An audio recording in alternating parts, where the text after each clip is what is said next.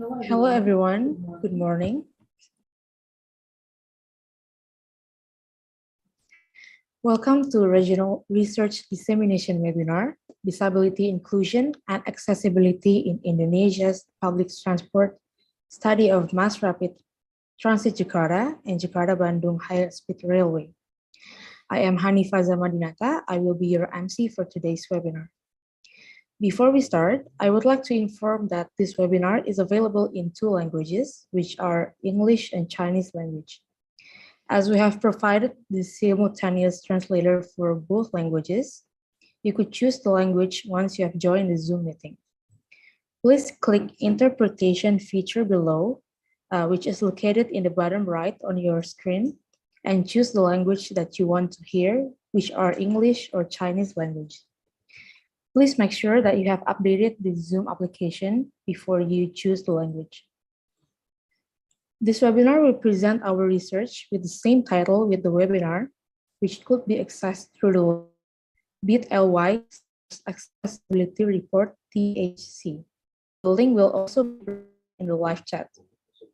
The webinar will discuss about that study conducted by the Habibie Center about the inclusiveness and accessibility for the persons with disabilities on Jakarta MRT and Jakarta-Bandung High-speed Railway, which are expected to provide the most complete and friendly accessibility facilities for the persons with disabilities.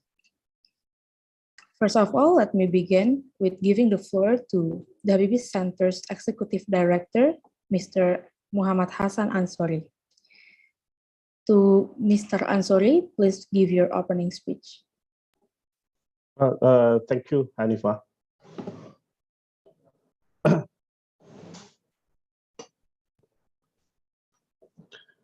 Excellencies, distinguished speakers, ladies and gentlemen, good morning, and may everyone be in good health. I hope that we and all the people in Indonesia and the region and everywhere stay healthy in the midst of this challenging time caused by the pandemic. First of all, I would like to thank the panelists for their time and thought to be involved in our regional research dissemination webinar on disability inclusion and accessibility in Indonesia public transport. Specifically, I would like to thank Ms. Judy Wei, founder and access consultant at the level field. I would like also to thank Mr. Neng Liu, Assistant Vice Director at the Beijing Roxy KCR Institute, China. And last but not least, I would like also to thank Ms. Deliana Putri Ayu Sidegar, Senior Urban Planning, Gender and Social Inclusion Associate, Institute for Transportation and Development Policy in Indonesia. Excellencies, distinguished speakers, ladies and gentlemen, I also realized that the research that our center carried out has gone through such a long process. So I would like to also thank you because this research would not have been completed without those who have always supported us. I would like to specifically thank to our colleague from the Asia Foundation. With their support, this research can be carried out well and has been completed so far. Hopefully, the collaboration and cooperation between the Habibie Center and the Asia Foundation will be better and stronger in the future, become more constructive, and become strategic part in the solution and contribution to various problems of our nation, especially those related to the accessibility and inclusiveness of disability in Indonesia. Moreover, I would like to thank all research informants who were actively involved in our interview process and focus group discussion. Of course, this research would not have reached this stage without the support of various opinion, perspective, experience shared by all the informants. So once again, thank you very much. Excellencies, distinguished speakers, ladies and gentlemen, we see that the establishment of the Habibie Center cannot be separated from the vision, mission, and values that have been always echoed and taught by President B.J. Habibie, and was specifically seen when he served as the third president of the Republic of Indonesia. Although in a relatively short period of time, he showed his vision of how he actually wanted Indonesia to be built into a modern, democratic country that puts human rights first. Therefore, the Habibie Center aimed to build a democratic society, respecting and promoting human rights through various activities. The special character of the Habibie Center is seen in its advocacy and policy influence, which is based on data and evidence. Therefore, this research surely is a part of the Habibie Center effort, humble effort, to help and contribute and to provide solutions to various problems in the nation, which is this context is the problem of accessibility for persons with disability. President B.J. Habibie himself, as he has often stated in various occasions, that national development, Indonesian national development can be said to be successful only if access to the economy works in parallel with socio-cultural development and is able to provide justice. Therefore, development, again, for President Habibie is not just numerical phenomena that accelerate only the economic growth, but must create environment which ensure that all people in Indonesia have equal opportunity to be involved in the nation development. In particular, of course, is to ensure that disabled community can be as involved as the non-ones. Therefore, this research that highlight public transportation in Indonesia, especially the MRT Jakarta and Jakarta-Bandung High-speed Railway, is not only important in Indonesia, but also support the vision and goals of the Habibie Center and is reflection of the effort that has always been encouraged by President B.J. Habibie for the Habibie Center to be involved in contributing and solving various problems in the nation. Ladies and gentlemen, finally, I wish that this webinar can be fruitful and beneficial for all. And again, I would like to thank you for your time attending this webinar. Thank you. Thank you, Mr. Ansari, for your excellent opening speech. For our next session, let me give the floor to Mr. Johari Effendi. He is the researcher of the Habibie Center. He will be the moderator of our discussion. For Mr. Johari, the floor is yours.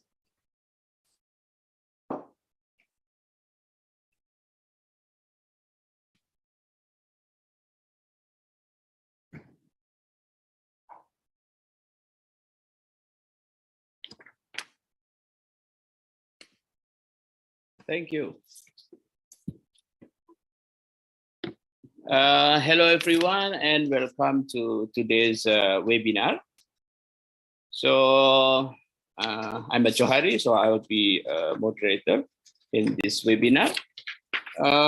Some introduction already given by executive director, so I don't want to add some of introduction of this seminar. I just want to give some flow of this seminar. So the seminar will start with the presentation from the Lutfi Hamid, researcher from Habibie Center. He will present the research finding for about 15 minutes, and then after that, every single panelist will give a comment and feedback. This in here about 3 panelists. Every single panelist will have around 10 until 15 minutes to give a feedback and comment. And then the webinar will continue with the question and answer session, about 30 minutes. And the last session, the webinar will end up with the final remarks from the panelists. So let's start the webinar. I'll give floor for Lutfi Ramis to present the research finding. Please, Mr. Lutfi Ramis. All right, thank you. Thank you so much, Pak Johari, for the floor. I would like to first greet everyone here, ladies and gentlemen. Good morning, and we are glad to see you here. Before I start to present our dissemination, research dissemination, please allow me to share our presentation on the screen.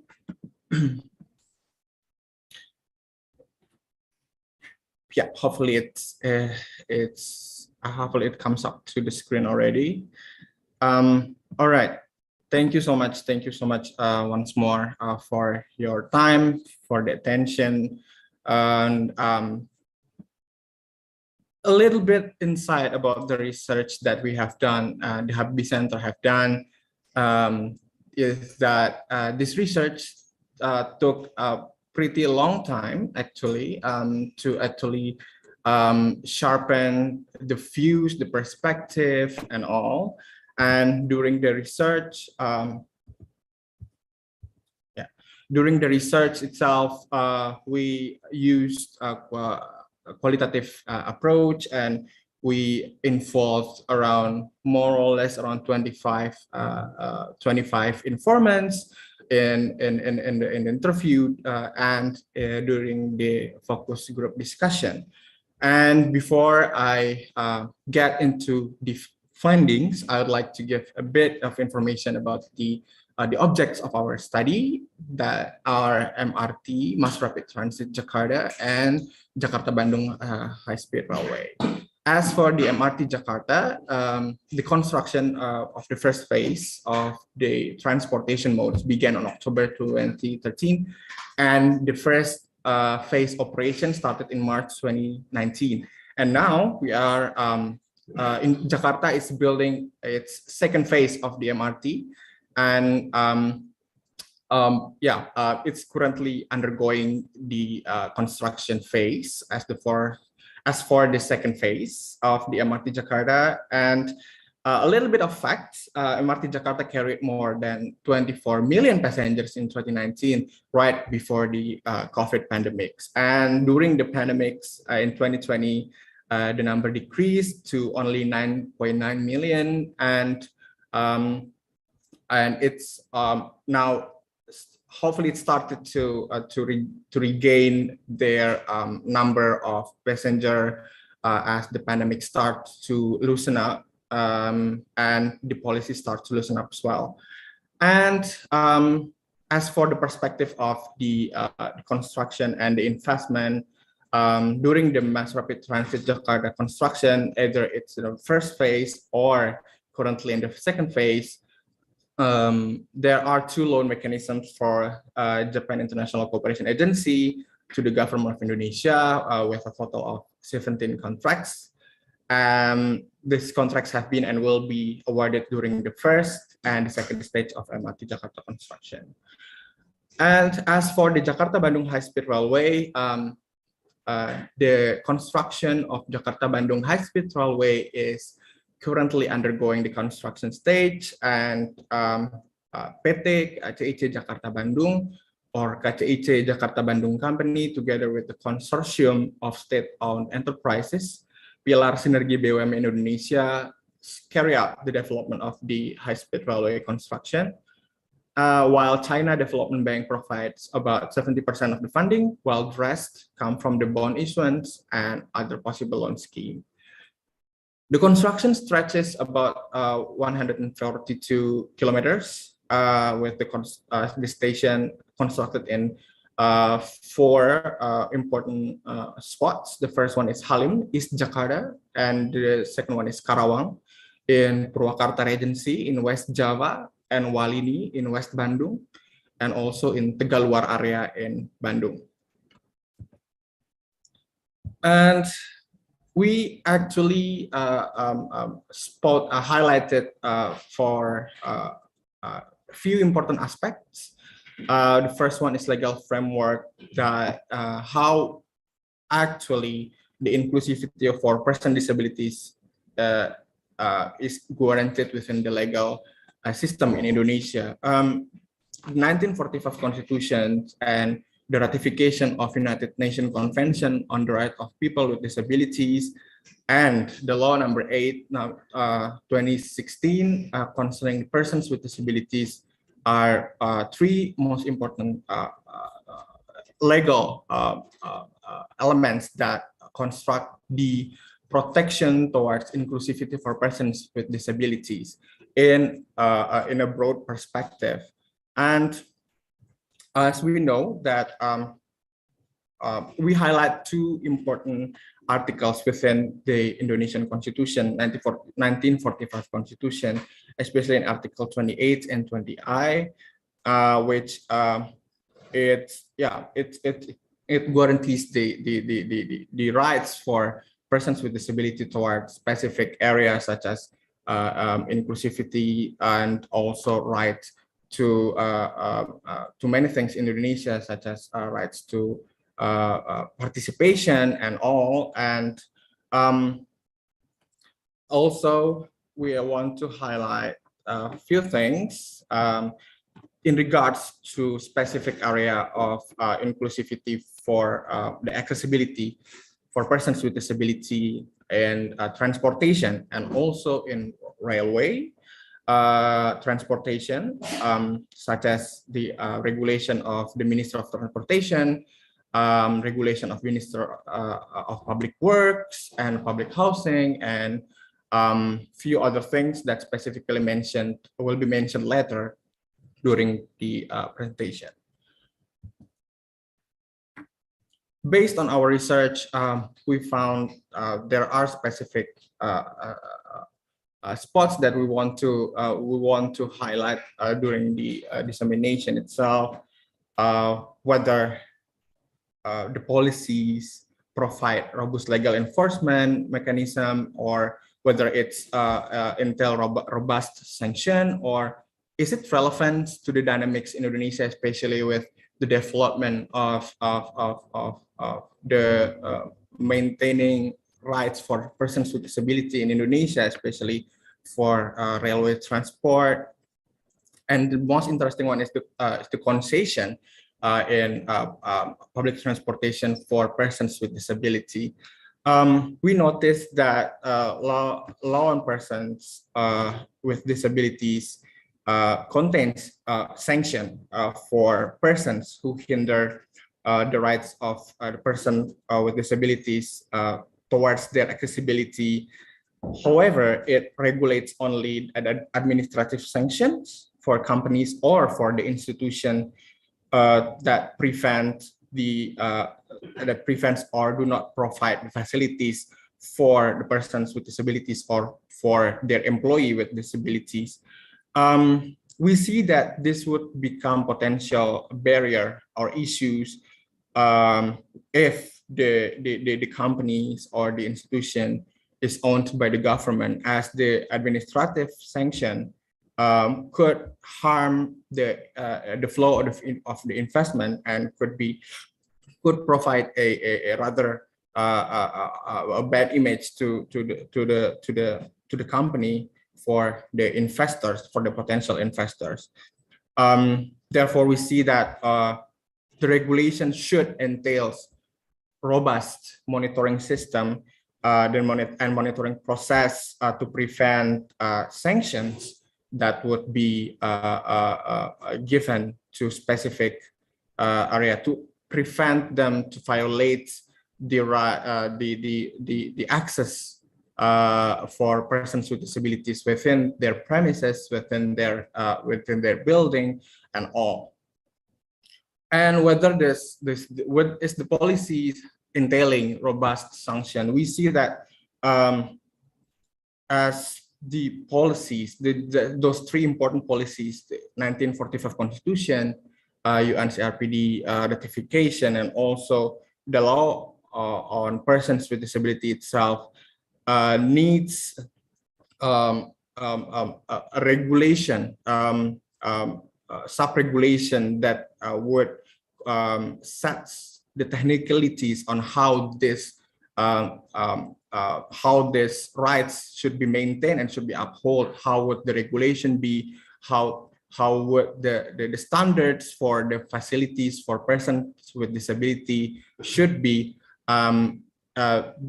These three important laws that I have mentioned earlier needs that, as based on our research itself, we see that the laws regulated, the regulation from the ministerial regulations that I have mentioned earlier,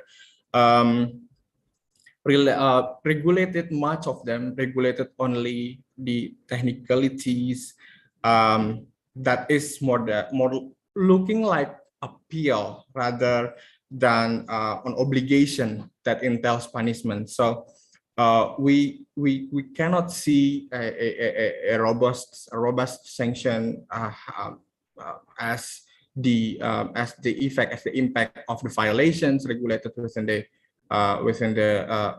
regulation that sets the technicality and all. And this is the most interesting thing, one of the most interesting thing as well, in regards to the third point, the third highlight of the policy matter, the legal framework matter, is that we see that the policy should have been updated on an ongoing basis. We took an example from the railway law. The railway law was enacted before the law of persons with disabilities enacted. And from there, we see that the railway law contains, maintains and upholds persons with disabilities access to the transport below what it should be regulated within the persons with disability law, because as the persons with disability law of the persons with disability regulated enacted in 2016, while the railway policy law, which is law number 23 law number 23 in 2007, enacted, as I've mentioned before, enacted before the law of persons with disabilities. So it seems like the law of the railway left behind what the development of the human rights, maintaining the effort for the government of Indonesia in maintaining human rights for persons with disability through the disability law itself. The fourth thing that we want to address is that the concessions for persons with disability is indeed regulated within the law on persons with disabilities, exactly on the Article 114 to Article 116. This article stated that both central and local government are obliged to provide and seek the private sector to provide concessions for persons with disabilities. While in order to implement the regulation contained in the law on persons with disabilities, regulated rules on the concession, there should be derivative regulation, derivative law, the sub-law for that substance for concessions. And to date, the process of creating this derivative law is ongoing, and we can see in the draft of the government regulation drawn up by the working group on the law of the person with disabilities, and the coalition of people with disabilities since 2018, and now it hasn't been passed as the government regulation yet. It's still a draft. We were waiting as well for this to be passed as law, and we are waiting as well for this concession regulation on concession and concession programs to persons with disability to be actually implemented in Indonesia, especially. The second highlight of our research in for persons with disability and their access to transportation and public transportation is their involvement. Based on our research itself, we found that there has not been a significant involvement for persons with disabilities in the stage of planning and the stage of development of the construction of the public transportation itself. However, there is a strong push for their involvement by the civil society and for the persons with disability and their groups to be involved in this two important stages of planning and design stages. Why does the encouragement arose to involve the persons with disability to join, to design, to co-design and co-plan the public transportation?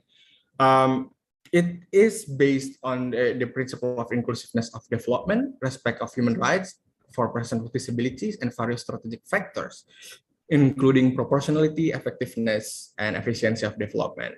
And their involvement in designing and in planning the public transportation is considered as a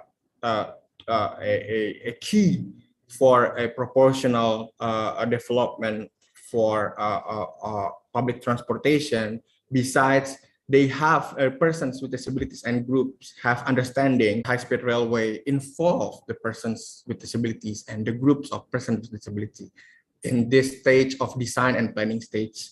From what we have found during the research, the persons with disability involved within the feasibility studies, transportation mode trials, and consultation with MRT Jakarta. As for the feasibility studies, had started ahead of its time in 1990s, while MRT was still in the planning and the process of designing to 2000s, and this could actually reflect that MRT Jakarta had pretty much involved the group of persons with disabilities to see how the transportation mode becoming feasible and effective and efficient for their benefit as well as the group of persons with disability.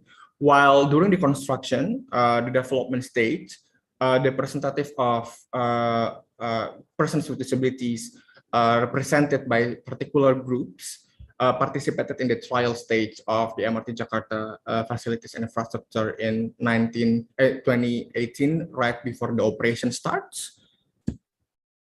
While the involvement of the group of persons with disability within the Jakarta-Bandung High-speed Railway,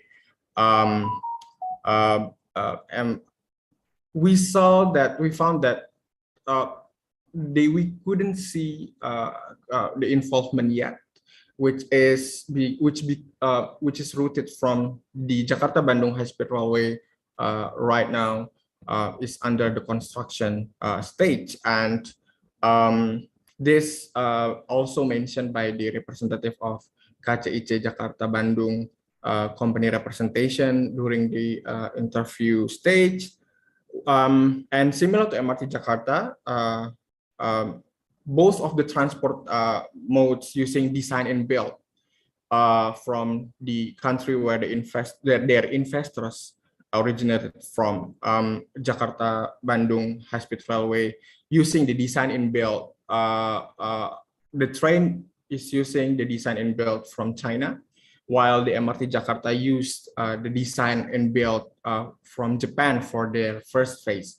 However, it is also mentioned by the representative from MRT Jakarta that the construction of MRT Jakarta and the second phase will involve more and more broad participation from the persons with disabilities and their representative. The MRT Jakarta will try to design the train using the perspective from the persons with disabilities and their groups as well. So it will be there will be a bit of transformation in the design of the train for the second phase of the MRT Jakarta. However, for the first phase and as for the Jakarta-Bandung High-speed Railway, still uses the design and build from China and Japan. We also highlighted the equal employment opportunities for persons with disabilities that both MRT Jakarta and KCIC Jakarta-Bandung actually have planned for. As for Jakarta high-speed railway, they have planned to actually involve to engage with the group of persons with disability, and MRT Jakarta has actually involved them within the development of the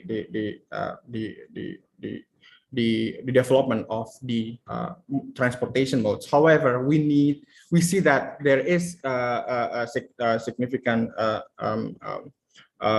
desire to involve them as based on the contract and based on the equal employment opportunities itself as their employees.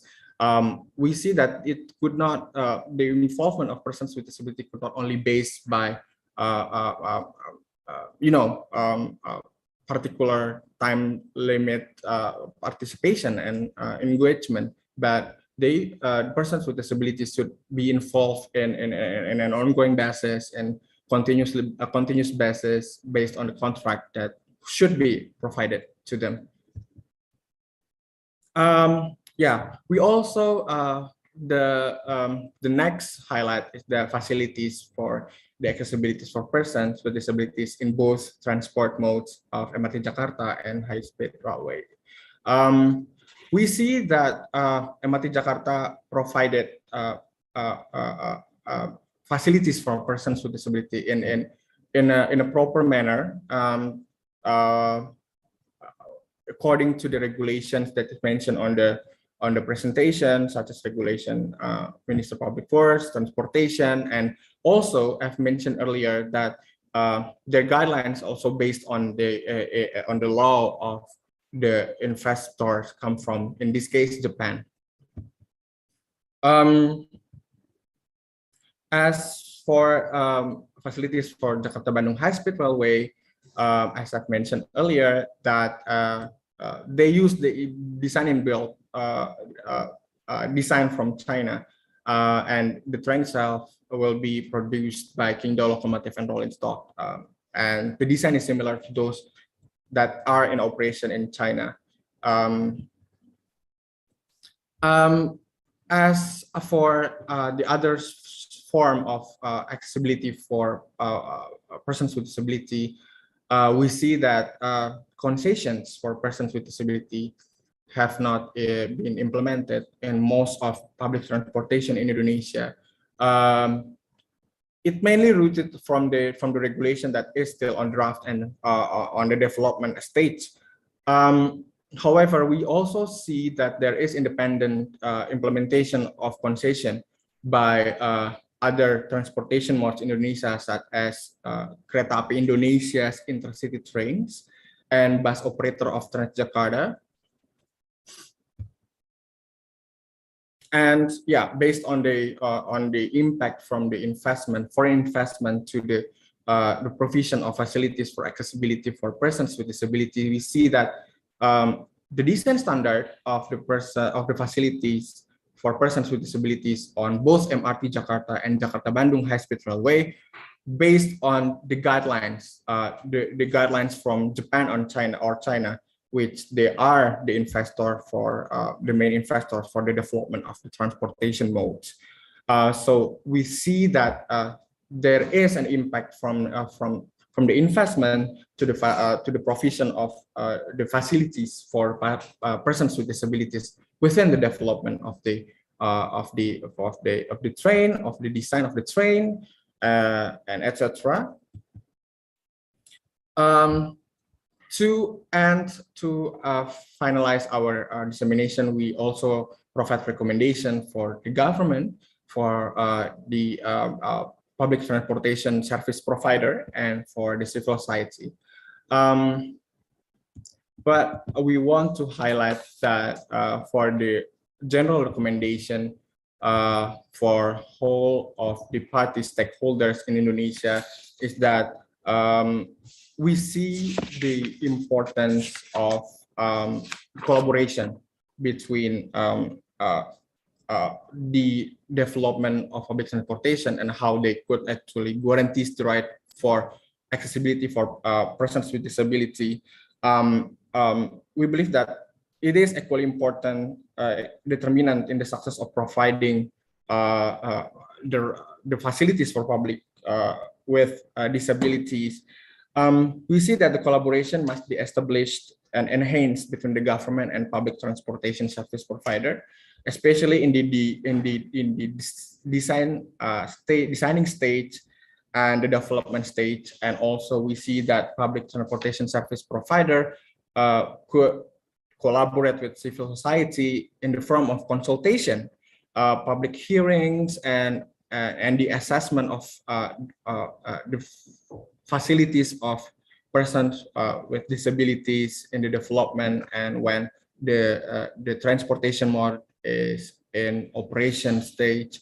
And the government and the civil society itself could collaborate to actually initiate the awareness for public and civil society towards the inclusivity and towards the needs of persons with disability and their groups. And we see that through the establishment of commission for persons with disability by the government, we think that they could run the function itself to connect the government, to connect this service provider, and to connect civil society to collaborate more on the development and on the design of the public transportation, especially railway transportation in Indonesia and in Jakarta.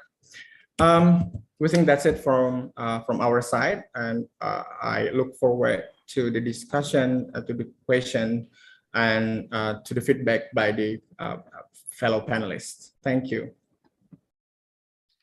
Thank you, Lutfi, for your presentation. Thank you for the presentation. I think it's a lot of information, and even though it's a brief presentation, but amazing. Now I would invite actually that 3% of the panelists. So in here is Miss Judy Wee. She's a founder and access consultant, level field from Singapore.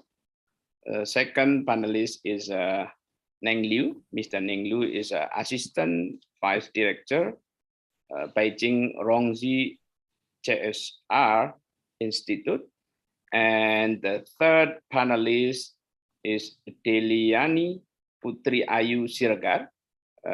She is a Senior Urban Planning Gender and Social Inclusion Associate, Institute for Transportation and Development Policy in Indonesia. So every single panelist, I'll give around 10, 15 minutes to give a feedback and comment for the research finding. I will start with Miss Judy, please. Thanks, everyone. Good morning. Can you all hear me? Yes, clearly we can hear you. All right. What I'll do is I'm going to share the Singapore experience in accessibility and universal design, and then put in as well the comments I have for the report. Yeah. So I'd just like to start with saying that when Singapore first started this accessibility in the year just before 1990, it's 30 odd years, and it's a very long journey. So the thing is that don't be disheartened, okay? The journey is long, but you will reap results. Important thing is get everyone on board so that everyone is committed to the cause. What Singapore started off with was the launch of an accessibility guide, right? A law on accessibility. We started with the first guide in 1990, but it was a very basic and simple guide, and also not a mandatory requirement. So people had, architects and developers had the option of whether they wanted to follow it or not. But like all, when we start, right, it can be somewhat blurred and confusing, right? And maybe sometimes, you know, since it's not mandatory, it's not requirement. But by 1995, the code on accessibility was a mandatory requirement. And then after we did constant revisions, and we introduced universal guides, and even there's a master plan. So I'll go that in details in the next few slides. This slide shows how Singapore also developed. Our first public wheelchair accessible bus was only introduced in 2010, right? And infrastructures started improving also in 2006. All right. In initial years, public taxis were not accessible. And when the MRT was also in operation, it was not accessible as well. Okay. Then as the years evolved as well, we decided that, there was a room for specialized dedicated transport for persons with disabilities, where we call a door-to-door transport service. Yeah.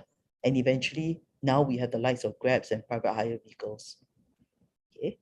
So this is where our journey started with the Code on Accessibility. And as mentioned in 1995, this code became mandatory. In 1990, it was only the government who sat down and worked on this. But in 1995, it was civil society, persons with disabilities, who decided that, we wanted to make an impact. And we did our own studies. We worked with the government and we sat down to discuss. We did not tell them all what we wanted in that sense and say that, I want what this, but we explained to them why we wanted. Importantly is to explain why and understand the hows and whys of an accessibility code, because that makes it easier to understand and appreciate the importance of it. It didn't stop there, and the code continues to be revised every 5 to 7 years. Initially, the code covered buildings, just buildings, right? In buildings. Then we realized that although buildings became accessible, what connected the buildings, like the built environment, was not accessible. And in the following year, we decided that, yes, we will change that to include persons, to include the built environment in 2007. By that time, we've also included the needs of other groups of persons with disabilities. Yeah, it's not only persons with physical disability, we included persons with vision, hearing, elderly, and children with disabilities as well, right? And the code continues to evolve. We also created universal design guides to encourage awareness and adoption by the sector, the designers, owners, and even society was beginning to understand the need for universal design, as it not only helps persons with disabilities, but the entire public as well. We also introduced awards, and the panel included people from the sector as well as persons with disabilities from the representing organizations to want to adopt an accessible building. Having an award, right, and being a recipient of an award puts a lot of pride in the building and says that, I'm welcoming and I accept all persons, even those with persons with disabilities. And at that time, Singapore started this enabling master plan, where we wanted to build a more inclusive society for persons with disabilities, as well as how we wanted to evolve our programs and services. And it began in 2007. And it doesn't just go with the government, but it's the community, as well as government, civil society, as well as persons with disabilities. And these have been reviewed every 3 years. And we're now in our 3rd edition. And this master plan is readily available to show people what is it that we want to do. So graphically, we want to improve the quality of life of persons with disabilities. We want to support caregivers, because caregivers are essential building blocks in the lives of persons with disabilities as well. And how we want to build an inclusive society, not only in the area of a built environment, but in all sectors, whether in healthy lifestyles, whether in healthcare, whether in public transport, in all areas, work, school, and play, right? And of course, Singapore signed the UN Convention on Rights of Persons with Disabilities, and we did that in 2012 and 2013. And importantly is the commitment from the government to say that, this is what we really want to do, and there's no turning back. So all things that we have done is to ensure that, we can comply to all the requirements of the convention. We also recently, not too long ago actually, introduced the concession cards for persons with disabilities. And this is for persons aged between 7 to 60, because kids under 7 travel free, and senior citizens, whether you're able or disabled, have their own concession as well. So we, as persons with disabilities, we enjoy a discount from all adult affairs, and there is a cap to how much we pay for each ride.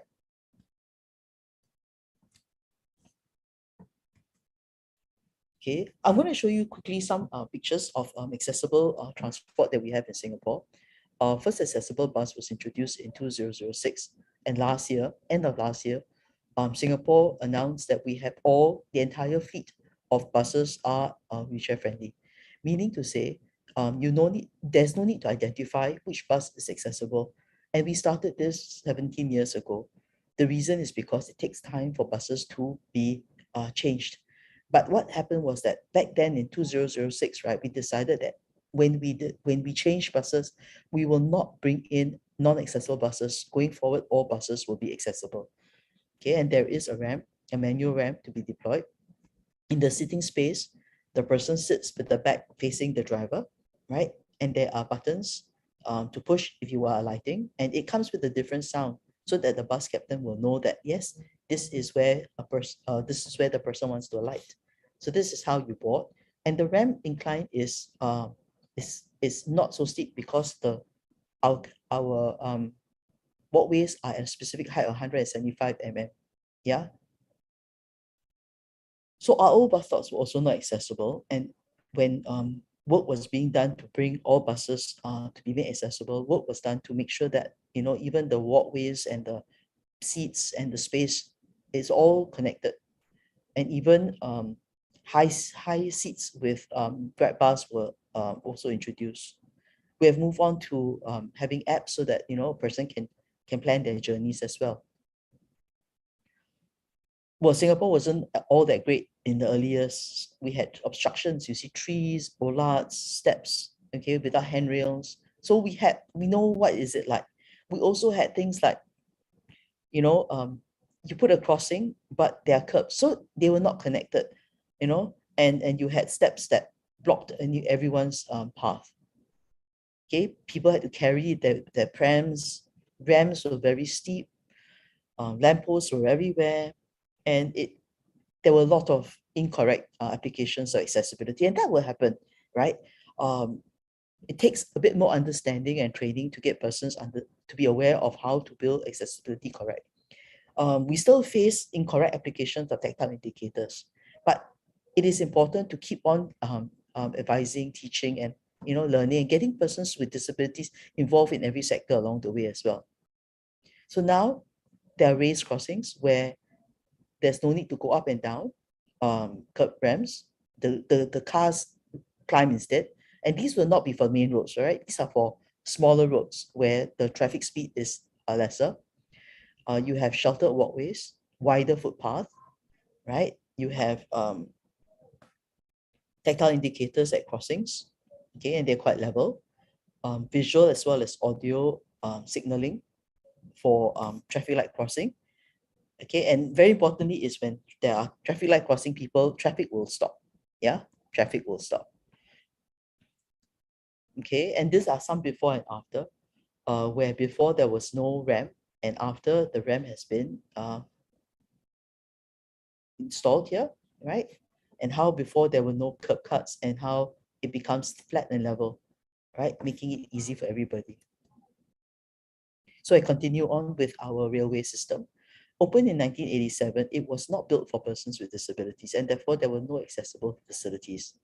Okay, the two lines that were built, which were the green line as well as the red line, okay, had to be retrofitted after 1995, right? And there was a lot of money spent to retrofit. It's always cheaper and better to build it with accessibility in mind, because it costs a lot more to have it retrofitted. So after 1995, when these lines were retrofitted, the green as well as the red, right, all other lines had to be built to be accessible. Even our above ground stations had to be fitted with screen doors. Yeah. So you see there are now accessible ticketing machines. There's seamless entry into from the platform into the trains, an accessible counter, and even a space dedicated for persons with disabilities. And it's very important to also sign it so that people know, as well as the white packet.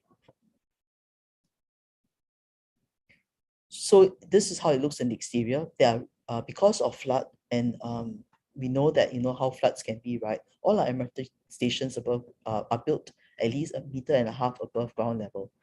Okay, just in case it floods, it will not affect the station. So all the stations, you will notice that there will be steps as well as ramps going up. Okay, these are what our drop-offs look like. Okay, and tactile indicators to go to the lifts. Now, this tactile indicator you see can be quite obvious, right? But there will be some that are not done correctly and they're not sufficiently contrasting. So we're still getting there. We're not all there yet. We're getting there. And it's an evolving journey. Okay, you will see pockets, but always make sure that all new constructs and all new developments build in accessibility from the onset so that you don't need to go back and retrofit. Of course, when the caps were introduced much earlier, right? All these were not accessible and people with disabilities had to, transfer out. But not all persons with disabilities can transfer. And in 1998, there were some introduction of cabs that allowed a person with a wheelchair to be seated in the wheelchair themselves. And then in 2005, London cabs were introduced as well. And they accommodate persons in a wheelchair, okay, to be transferred to board and remain in their wheelchair throughout their journey. This was how inaccessible taxi stands looked like. There was no way to get down from the taxi stand to the road. So now there are ramps introduced at both for alighting as well as for boarding to allow seamless entry into the taxi.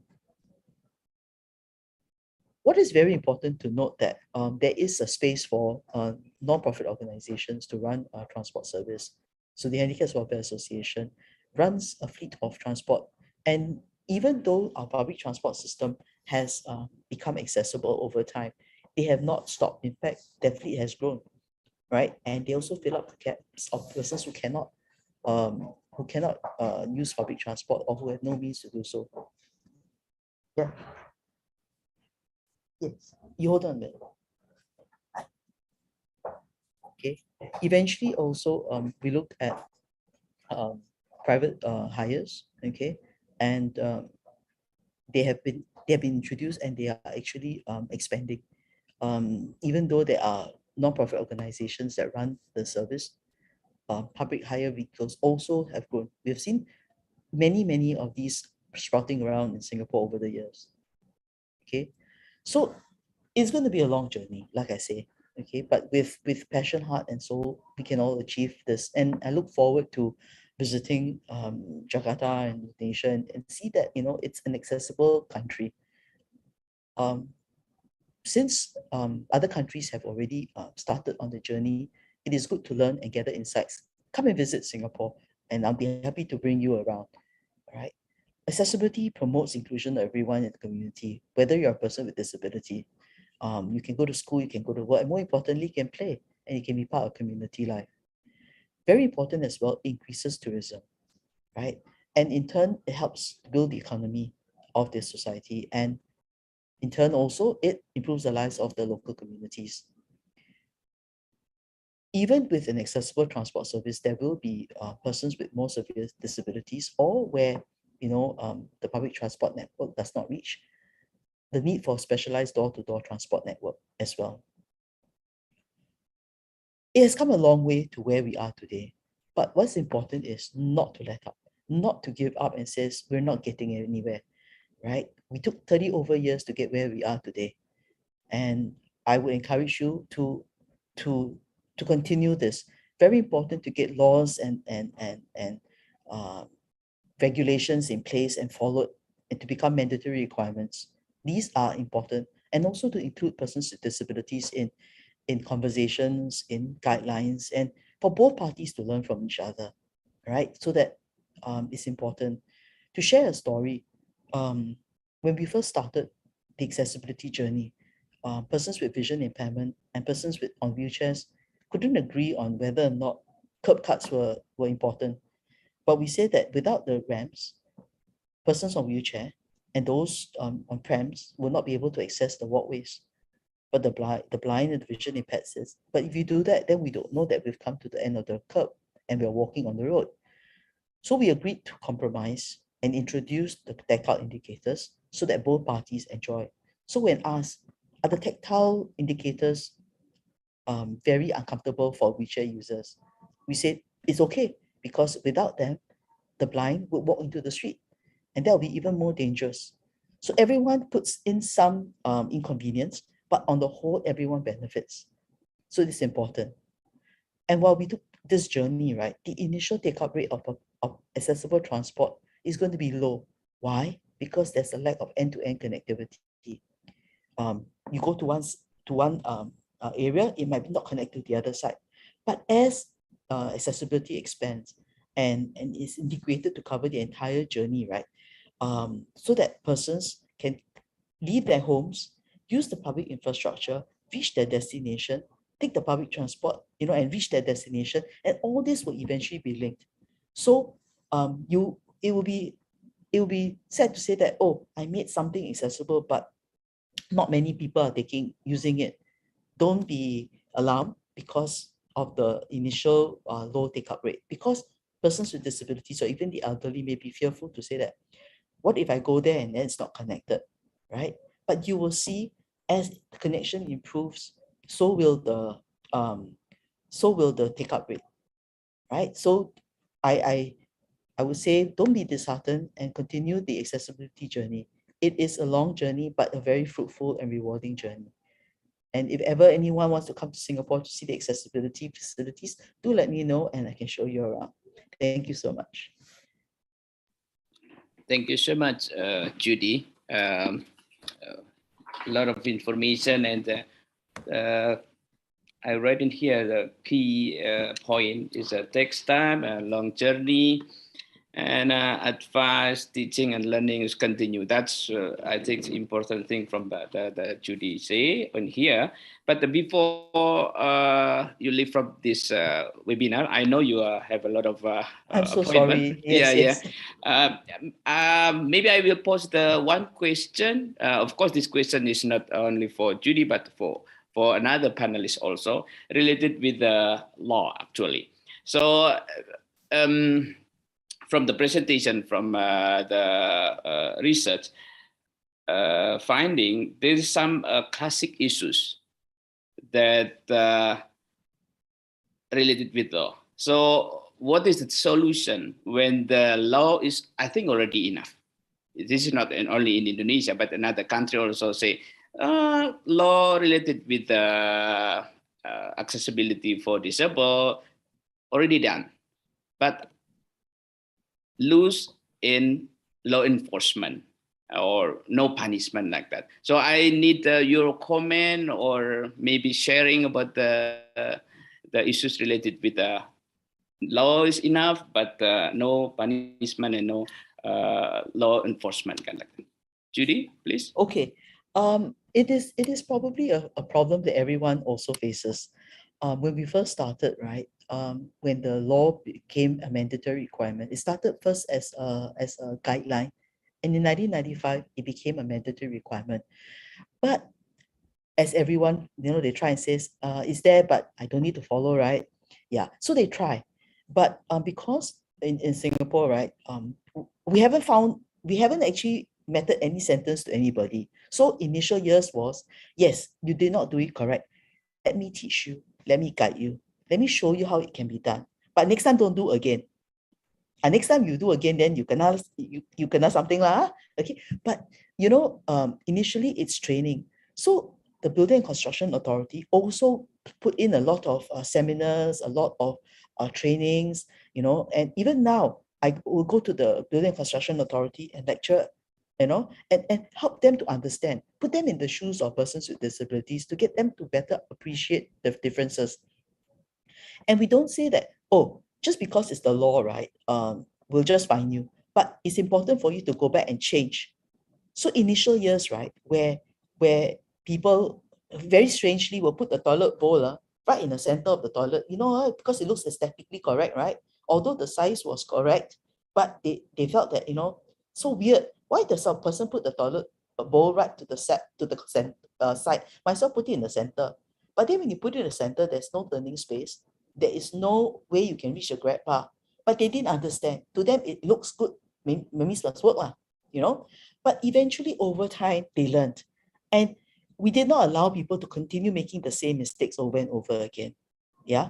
And if, for example, you really made a mistake that cannot be changed, we'll even help you to tell you what you can do to mitigate that problem, to make it usable. So the initial years were really forming years, teaching, helping, guiding. And there was a lot of things to be done. And honestly, when we start something new, the authorities may not also know. The persons with disabilities may not have experienced such accessibility, so they're also learning. So to us, we were both learning at the same time, the authorities as well as persons with disabilities. So we told them our problem and they gave us the solution. And we helped with the training, we helped with the guidance, and we even did mock-ups to help them understand. So we did a mock-up of a toilet and says, okay, if this was a toilet design, if I made the toilet bowl here, how do you move? Then they realize it cannot, you know, and we get them and we show them how it cannot work. So it's important to bring that light to them directly, you know, rather than say wrong. But why wrong? You don't tell me why wrong. I will not know how to correct it in future. Yeah. So it is more a collaboration and teaching and learning and going forward to do right. Don't learn already and then continue to do wrong. Importantly is don't do wrong after you learn what is right. Go forward and do better. Okay, thank you, Judy, for the answer. Of course, I cannot hold you in this seminar. I know that you have another meeting. Thank Yes, you right. so much. Thank you. Next time, I think we have another discussion about it. Thank you, Judy. Just let me know. And Yes. if you're coming to Singapore, also let me know. Thank you so much. Bye-bye. Okay. Thank you. Bye, Judy. So we go to the second panelist, Mr. Neng Liu from Beijing. So I'm sorry. So we have a tight time.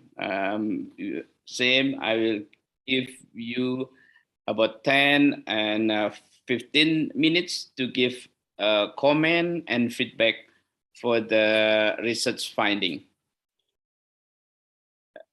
Mr. Nandi, please. Yes, thank you. Please, the staff, can you open the slides for me, please?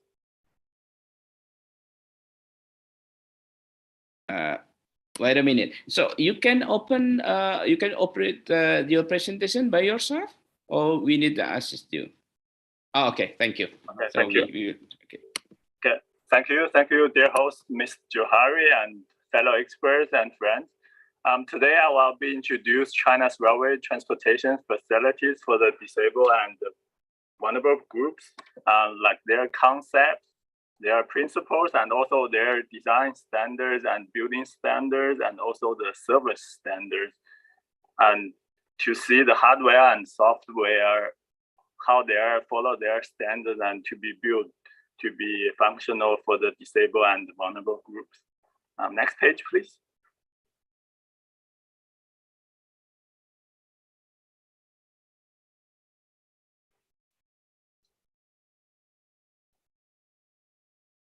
So when I introduce China's railway today, my main goal is to inspire ideas and also to encourage exchange and communications with our colleagues from the Habibie Center, because we know this Jakarta-Bandung railway was built by China companies. So today I want to introduce with 4 parts, which is background principles, and the hardware and software regulations and how they've been built. Next page, please. Next page. Okay, according to the 2020 development report on the cost for the person with disabilities in China, right now we are 85 million disabled people of all kinds in China. The total population of China is 1.4 billion. And the proportion of people with disabled is about 6% around. According to the statistics of the National Bureau, the population of people aged 60 and above has reached 270 million, and the elderly population who are disabled and semi-disabled accounts for about 44 million.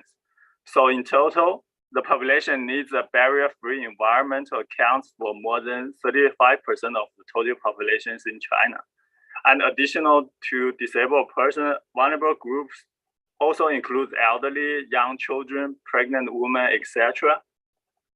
So right now in China, barrier-free that are suitable for aging, children-friendly, and universal information barrier-free have become more important hotspot key points and difficulties in the advancement of accessibilities in China. Next page, please.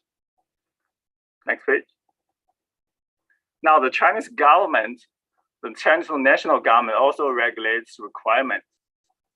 The regulation on the construction of barrier-free environment, which was adopted at the 208th Executive Meeting of the States Council on June 13th, 2012, formulates relevant regulations on the construction of the barrier-free facilities and the exchange of barrier-free information. While the 14th five-year plan for national economics and social development and the outline of the Vision 2035 emphasize that the construction of the barrier-free environment has a prominent and important task. On February 24th, 2021, the National Comprehensive Three-Dimension Transportation Network Planning Outline issued by the States Council pointed out that it is necessary to strengthen the construction of the barrier-free facilities, improve barrier-free equipment, and improve the travel convenience and service level of special groups. Now, the principle of building barrier-free facilities in China is that the facility must be universally, inclusively, and reasonable convenience. It's a humanistic environment for mutual respect and enjoyment of a better life. That is a major livelihood project. It's universal and necessary. It's not only a patent for the disabled group, but also a benefit shared by all the people in the society. So it concerns all the basic rights and interests of everyone, every member of the society. Next page, please. Next page, yeah. Now, when it comes to foreign overseas investment, like the Chinese design and construction company mostly well respect and abided by the local requirements, laws, and regulations. Well, when there's a gap or there's no relevant laws and regulations, the Chinese standard will look at the best practice within the regions. When there's none or there's a huge gap, then the Chinese standard will be adopted. For example, when Chinese companies go to Kenya to build the Mombasa Kenya railways, the Chinese builder pass on their knowledge, technologies, and experience to local employees, and also establish a local talent training base and railway academy to cultivate professional talents for the development of Kenya's railway industry. But on the other hand, China's CRRC companies, when they invest in USA, well, they are abandoned by the local laws and regulations and adopted local industrial standards when they built carriages and subways in Philadelphia, Los Angeles, and Chicago, and Boston, and so on. Next page.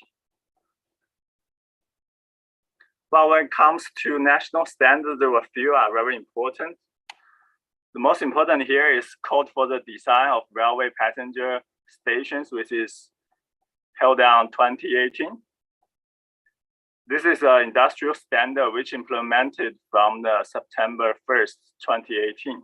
While this new standard is comprehensive revision on the basic of code of design of railway passenger station in 2007 and integrates with the main concept of the code for accessibility design of railway passenger stations in 2005.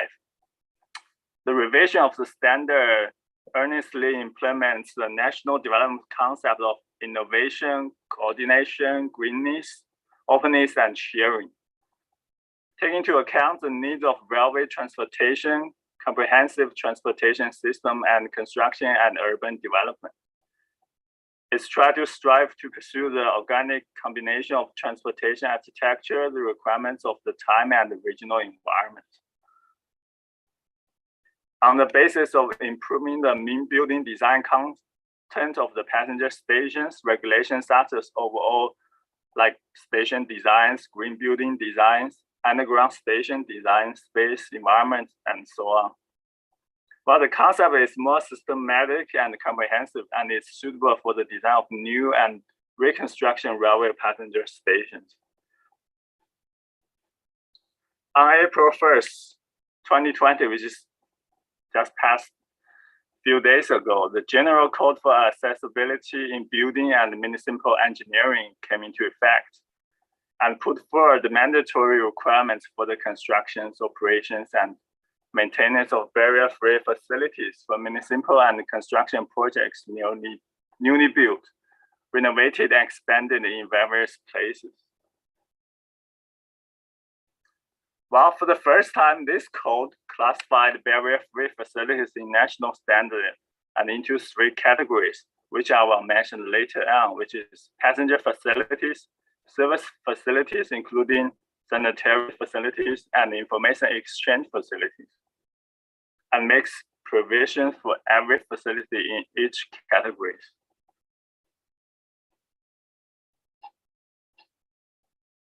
Next page, please.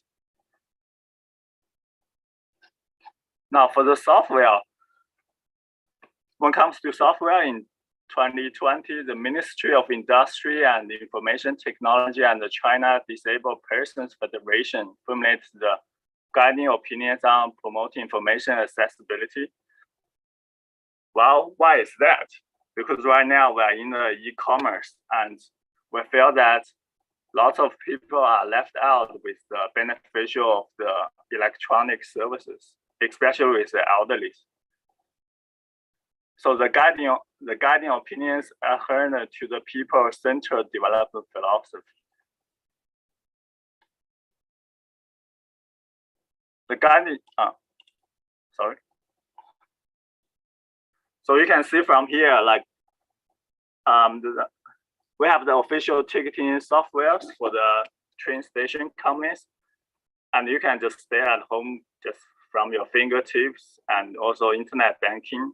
You can buy train tickets. And also when you arrive at the train, you can actually scan your face with your ID card or with your QR code to actually get access with the trains. And also the train station staff was well trained. So you can have like information centers and services every time when you need. And also there's big screen information screen, and also the loud radio reports. And also they are sending you numerous messages to your cell phone or AI calls to you, remind you that your train has arrived and you need to get on the train soon. There were lots of software services here.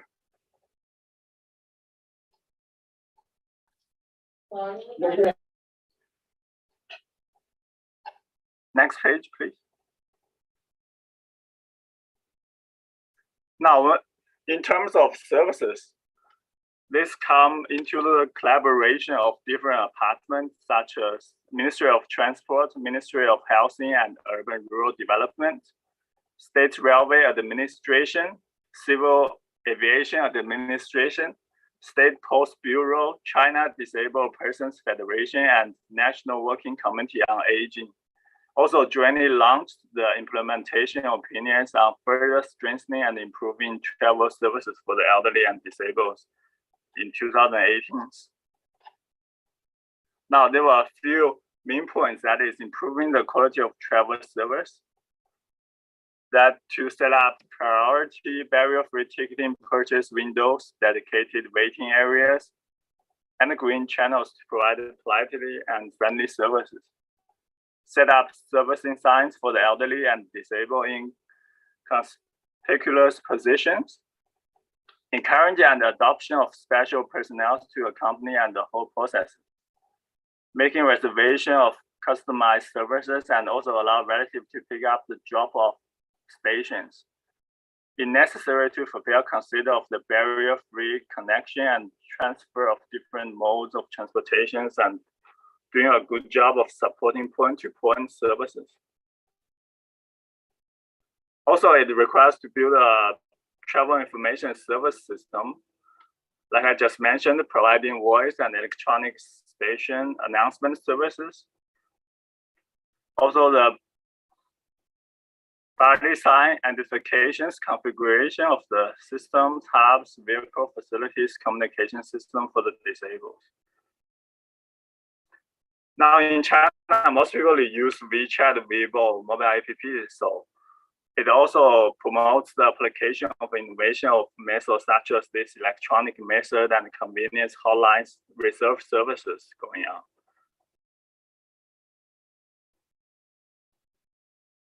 You can see from the pictures here, like for the children, especially in the holiday seasons, various big cities will have a child-friendly carriage, and also their staff are giving safety awareness campaign and license to the children. And also for the elderly students and disabled people, they have the metro discount card or the bus travel discount card as well.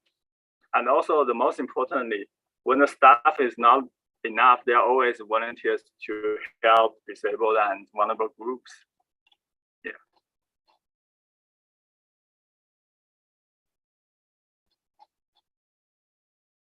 So by now, everyone can see the current status of travel for the disabled and vulnerable groups in China through the pictures and introduction I have made. And I believe everyone would have ever come to China and see how convenient when you get off the airport, get down to the subway or MRTs and go to the train station. It's a one-stop, point-to-point, no-fuss travel experience that will surprise you at this moment. Now, as for the Ramsey mentioned, to actually enforce or to actually carry out the requirements, actually it's a collaborate work from different departments. You can see from here in China, the Disabled People's Association actually join with all the every step when they set up regulations, also when building a building, and also review these buildings. When it's not satisfied the standard, they have to be fixed. And also when this building was built, all these disabled and vulnerable group persons have to do a test ride to prove this is reasonable and sound and in good services. And also the pressure from the society is important, because let me share one story in Beijing. This is maybe not related to vulnerable groups, but Beijing railway stations like subways used to don't have MRIs, which is defibrillators for the heart attack patient. And also, you know, Beijing has 250 million people in this city, and there were a few accidents were happening, and society was pushing this railway company to actually adopt MRIs, and the company refuses. So the society and also associations and also lawmakers are working together to push this MRI to install in every major station. So after 2 years, this collective work actually finally worked. So right now in Beijing, every major station have this MRIs, and within this 2 years of that establishment, we have saved 2 persons which have a heart attack and a stroke. So this is my experience shared with the China railway travel experience. And thank you. Thank you so much, Neng Liu, for the sharing feedback and your presentation. It looks like a very interesting presentation, especially if comparing with how China government apply the standard in another country, adjust with the local standard, and then after that finding the best standard, how to use the best standard in the future, like that.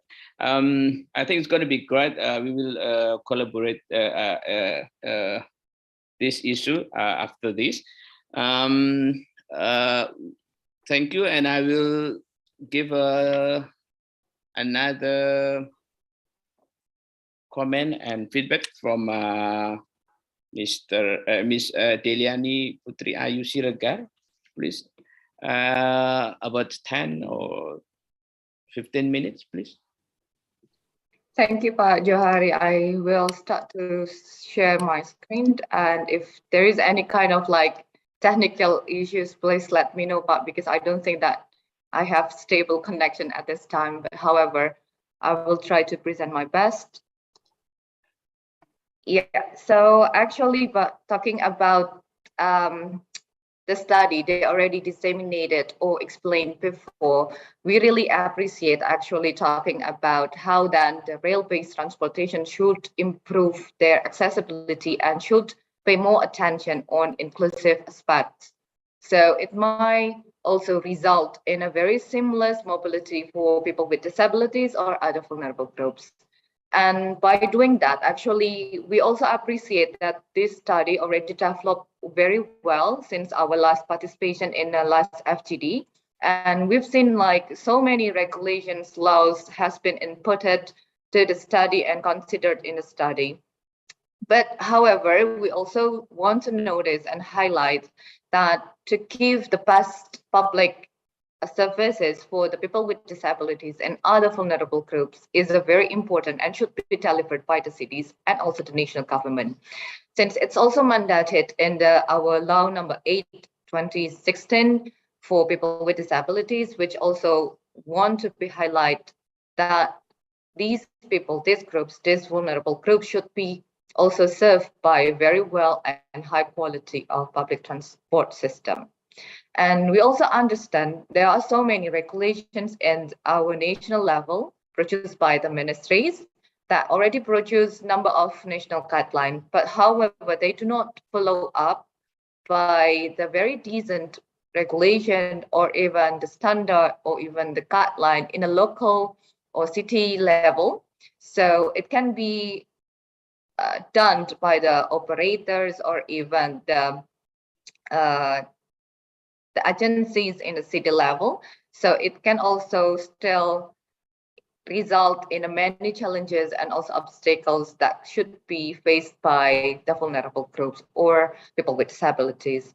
And number of these like listed regulations, we understand that Peraturan Menteri Perhubungan or the Ministry Regulation number 98 tahun 2017 tahun 2017, it's also mandatory and essential. But however, early in this year, I think in January, ITTP also sent a letter to Ministry of Transport to review this regulation, since so many of like mandatories and also laws or regulations under these ministerial regulations do not apply in a very specific terms to suggest and maintain that the operators or the companies should follow number of the standard design standards that also will comply with the needs of the people with disabilities. So that's why the ministerial regulation number 98 should be revised and reviewed once more to also include or involve the participation of the vulnerable groups directly. And these also can be as a lesson learned. So starting last year, we also collaborated with the Ministry of Public Works, which we want to review and revise, or even like maybe this year we want to launch the national guidance talking about pedoman techniques for pedestrians. So it's like a technical guidance for improving the sidewalks and also pedestrian facilities, other pedestrian facilities in the cities through the circular letter of Ministry of Public Works number 2 year 2018. And through this kind of like taking this as a sample, I believe that other ministries such as Ministry of Transportation could do the same review and do the same process by including the direct participation of the public and also especially the vulnerable groups within the policy making process.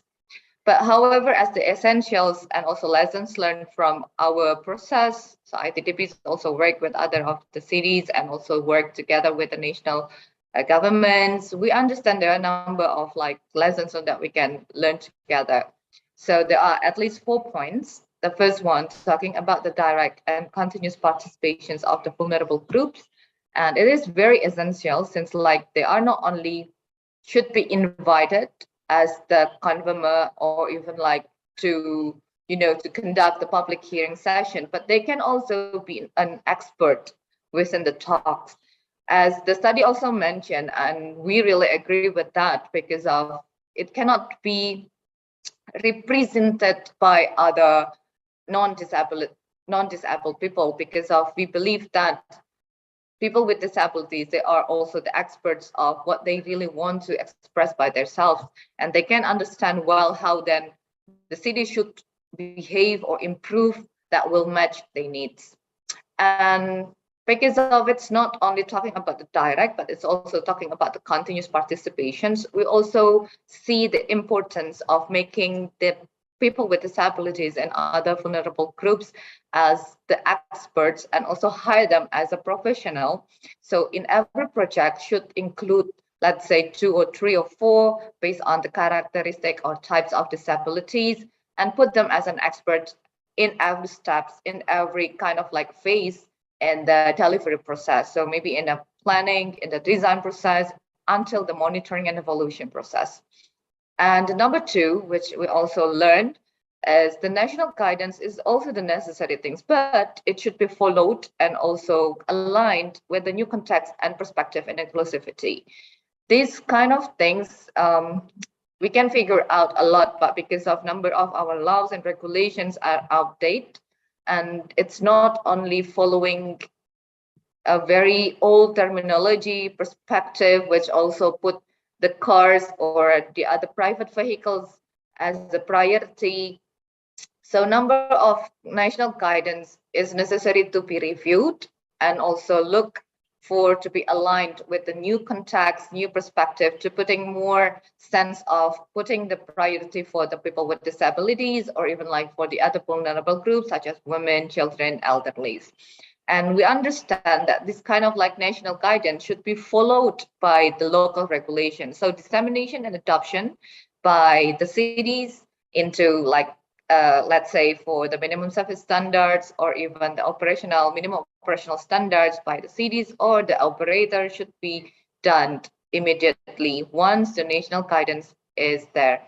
Because we don't see this kind of like dissemination and adoption is mandatory. So many of cities and also operators, they do not want to comply their standards and also their technical things toward this kind of like national guidance. However, even if the national guidance is already there and good, but then we also understand to do this kind of like monitoring to push also the cities officials to still in line or align with this kind of like needs and also the guidelines, the national guidelines, the good guidelines are already available. We understand that the push from or the pressure from the public is necessary. So going back to point number 1, once we also already transform the society, the vulnerable groups into someone that we understand as an expert, and it also locate not only in one city but all over the cities in Indonesia, they can also put their eyes on the projects and also they can monitor all the projects, the process of the projects, and they can give the mass pressures and they can give such as writings or even like the post in a social media, since like we understand number of cities nowadays really look into the social medias a lot. So this kind of like pressures coming from the public could also move or at least push the cities or even national governments officials to look after their projects to fit into the needs of the people, especially for the inclusivity measures.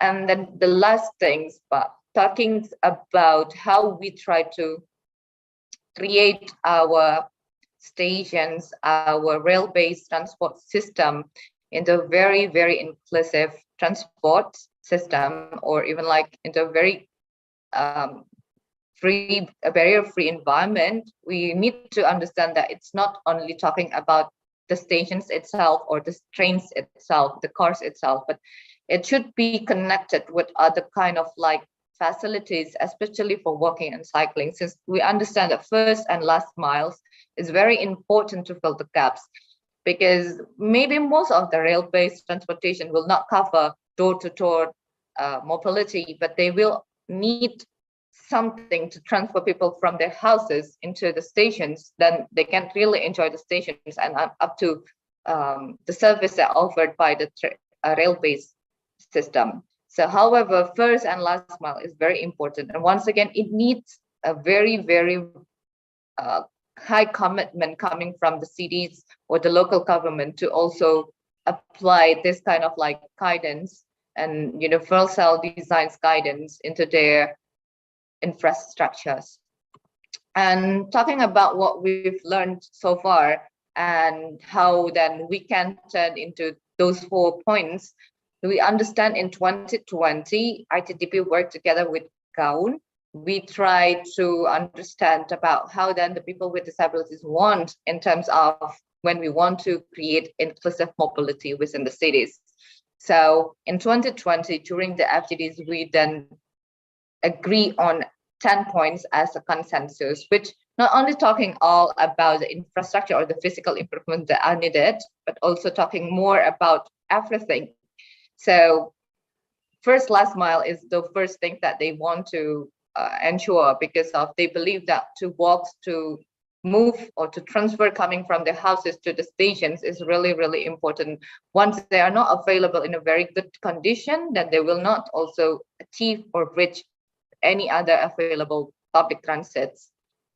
And talking number 2, crossing is also part of the essential things that needed by the people with disabilities to ensure that they will save once they want to move in the cities. And talking about the other one is like also passenger information system, talking about the specific designs in the stations, talking about the tactiles, the availability of the tactiles, and also the toilets, maybe the other facilities that should be served or available in the stations. And also this kind of like the needs on a very talented people, or even like people that can also help them once they need help in the stations. So the staff should be really trained and also understand how they can act or help if it's needed.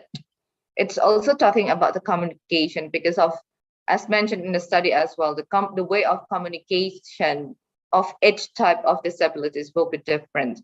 Most of people or most of the operators, most of infrastructure, just like give them the audio and also text, audio visual kind of like communication way, but somehow they also forget about how then they should prepare the interpreter or maybe the available sign language interpreter, since like maybe sign language is needed once they need help, or even like other kind of like tools to communicate with the people with disabilities. And talking about how to scale up the participations, we understand that the policy making is something that we should start with. And this kind of like a very unique approach we find, since like so many kind of like discussion and talks are focused more for the road-based transport. Not many we find it in a rail-based transportation, but however, it's still possible to be explored by the Ministry of Transport or maybe the rail-based transport companies. Because as the sample, as I mentioned before, we now in a progress with the Ministry of Public Works, while we want to revise and review the circular ministerial letter when talking about the national guidance for the pedestrian facilities.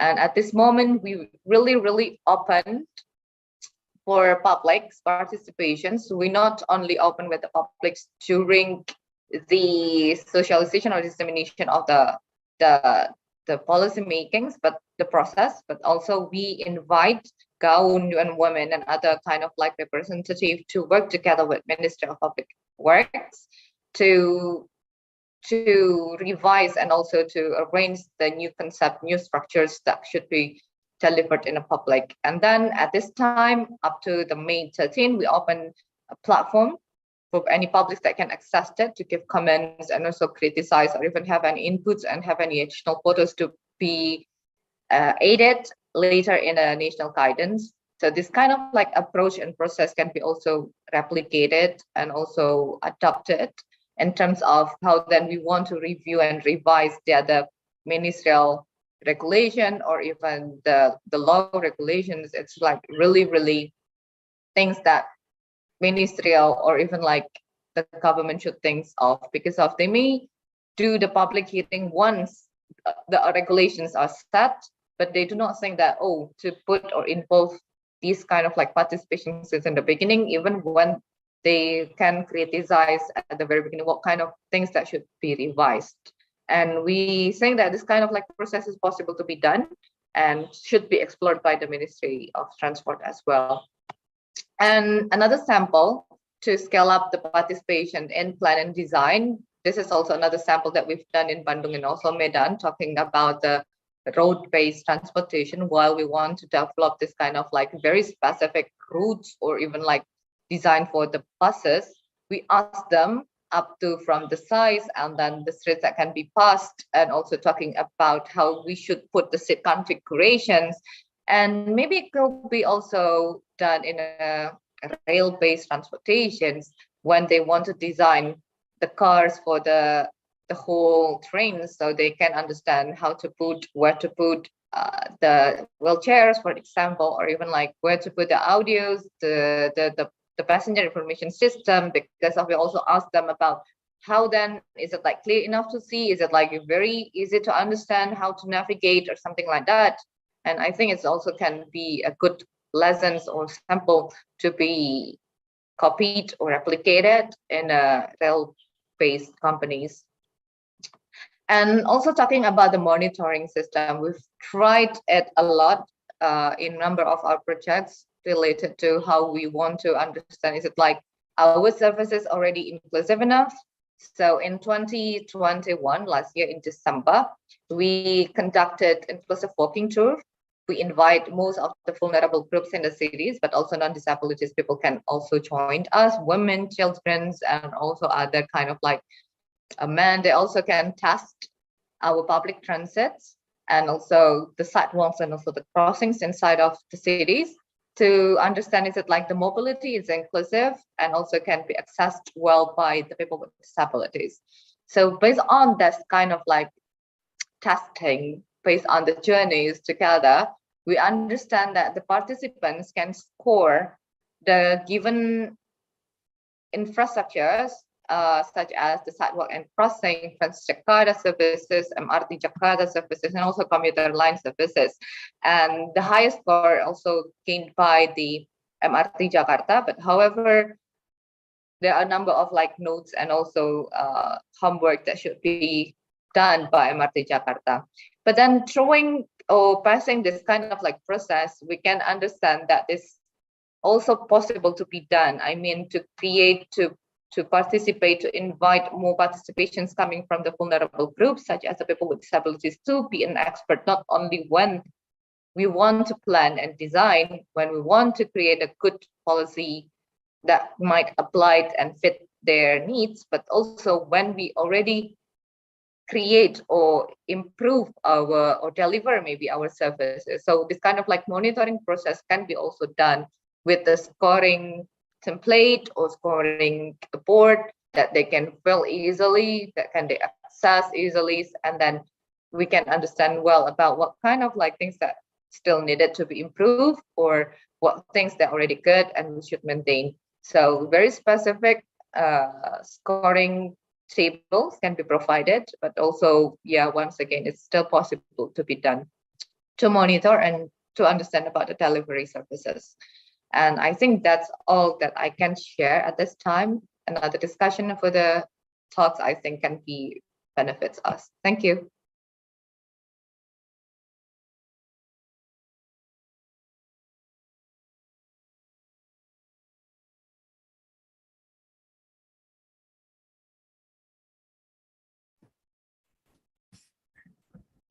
Johari, I think you're still muted. Thank you so much.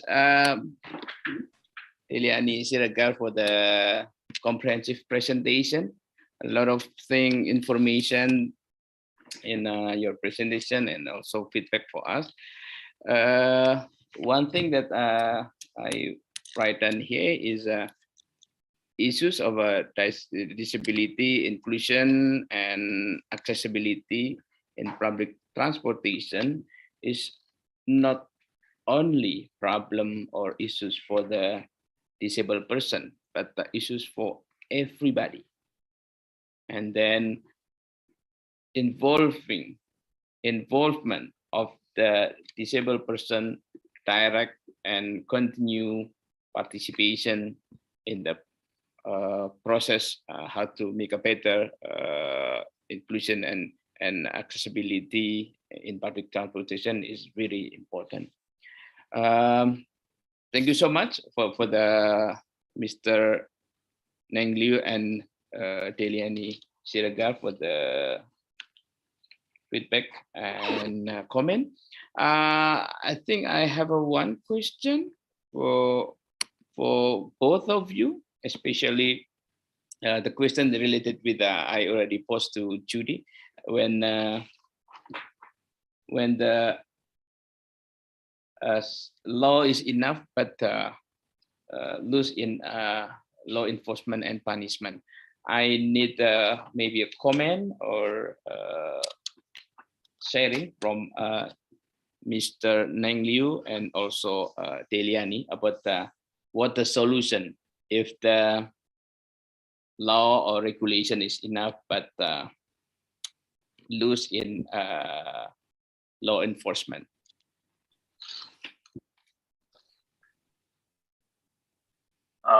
Should I start? Yes, please, Mr. Liu. Well, I think when the regulation and the laws are already enough, I think it's important that multi-party and also the social have a strong pressure on the government and also the company who actually operates this infrastructure and also services. Like what I just mentioned, if all parties and association NGOs, media, also society are pressured, it's eventually will follow the rules and the regulations. This is what happened in China. Many cases have shown that. If people together putting on pressures, and there were lots of corporations and medias join in, they will be done easily.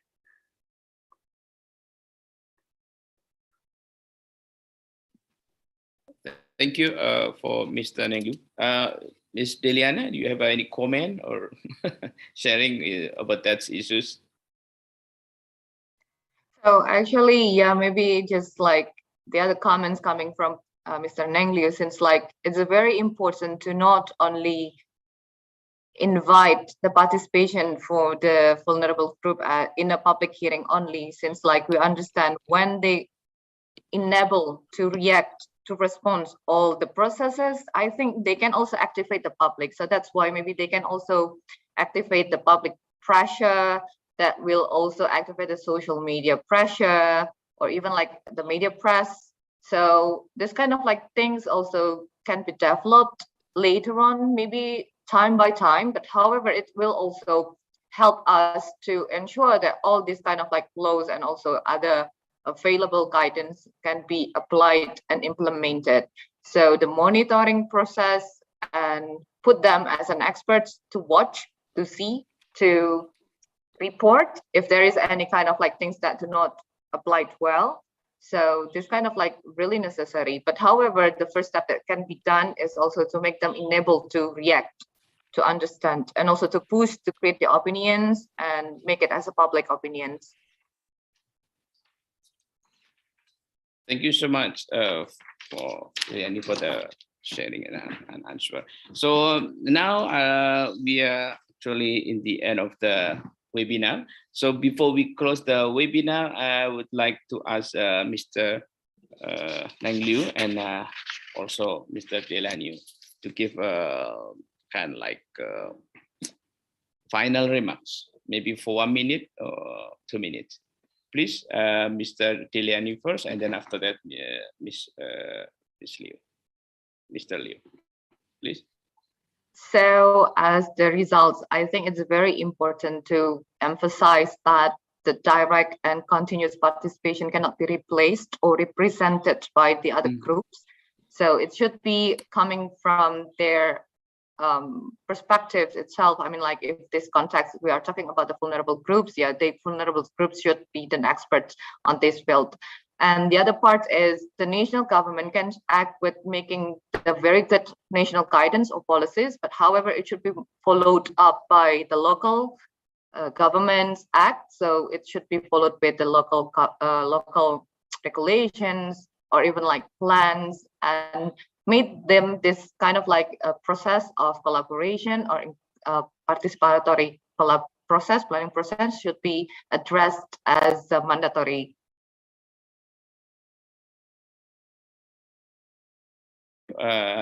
Thank you for the final remarks. So I'll give Ms. Ninglu to give a final remarks, maybe, please. I think from these studies that I believe that Indonesia have a very vibrant and also late move advantage through railway transportation and construction. Also through this multi-party cooperations and exchange, I believe the industry will do a lot better in the future for the disabled and the vulnerable groups. And I'm looking forward to maybe travel to Indonesia one day and check out how the Chinese company build and they operate and their services. Thank you.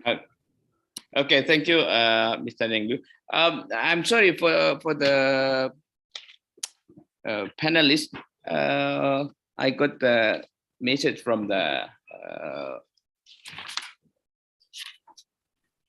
MC. There is someone want to ask a question. So please, for Hanifa to read the question before we close the seminar. Yeah, this question is from Maulani Arotin Sulu to Ms. Deliani, asking about your chart. What is your analysis to see the result from your chart that is shown before? Thank you. So, Ms. Deliani, please. So yeah, to respond to that, why we still use the word mungkin or even other kind of like possibilities, because it's very open, because of maybe our studies and also lessons learned coming from a very limited experiences that we had at the moment. Maybe we are not having experiences with kabupaten or even like number of cities in the east of Indonesia, but however, it's kind of like things that we've done and we explored at this moment. But however, it still can be developed and elaborated more with that's the points. I mean, like the participations, the collaborations, the talks, the discussion should be continued. So this can be also established, because we believe that it's not the final result, because in every single things we also understand about the new context, the new perspective will come very soon or later, and this kind of discussion and talks should be enrich our findings from the previous findings, so on. Yeah. Thank you, Deleni. So again, thank you so much. I would like to appreciate for the effort and also time to all speaker, Lutfi Ramis, Judy, Neng Liu, and also Deliani Siraga. There's a lot of knowledge and experience that share with us. And again, thank you so much. And I'll give it back the floor to Hanifa to close the webinar. Thank you so much. Thank you, Mr. Johari, for moderating the discussions. We have reached the end of our session. I would like to remind the participants that you can read our report with the same title on bit.ly Accessibility Report THC.